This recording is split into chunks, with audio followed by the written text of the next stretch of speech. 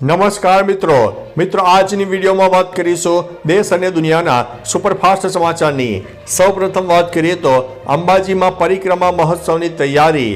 પવિત્ર યાત્રાધામ શક્તિપીઠ અંબાજીમાં પરિક્રમા મહોત્સવની તડામાર તૈયારીઓ કરાઈ રહી છે। ગબ્બર પરિક્રમામાં ભક્તોની મોટી ભીડ ઉમટતી હોય છે।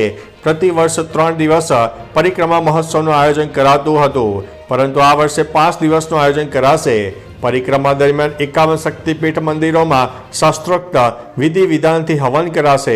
શક્તિપીઠ અંબાજીમાં આગામી 12 ફેબ્રુઆરીથી 16 ફેબ્રુઆરી સુધી 5 દિવસ પરિક્રમા મહોત્સવ યોજાશે। અન્ય મહત્વના સમાચારની વાત કરીએ તો વિદેશમાં 403 ભારતીય વિદ્યાર્થીઓ મૃત્યુ પામ્યા છે। કેન્દ્ર સરકારે ખુલાસો કર્યો છે કે છેલ્લા 5 વર્ષમાં 403 ભારતીય વિદ્યાર્થીઓ વિદેશમાં મૃત્યુ પામ્યા છે। વિદેશ મંત્રી જયશંકરે ટીડીપી સાંસદ ગલ્લા જયદેવ દ્વારા પૂછપરછ કરવામાં આવેલા પ્રશ્નનો જવાબ આપ્યો હતો। મોતના કારણો અલગ અલગ છે। કેનેડામાં સૌથી વધુ 91 લોકોના મૃત્યુ થયા છે।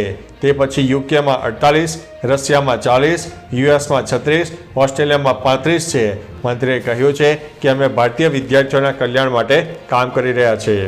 અન્ય મહત્વના સમાચારની વાત કરીએ તો બીએસએફે ત્રિપુરાના દાણચોરી વિરોધી અભિયાનના ભાગરૂપે કસ્ટમ્સના અગરતલા વિભાગ સાથે સંયુક્ત ઓપરેશનમાં બીએસએફ ટુકડીઓએ 220 કિલો ગાંજો જપ્ત કર્યો છે।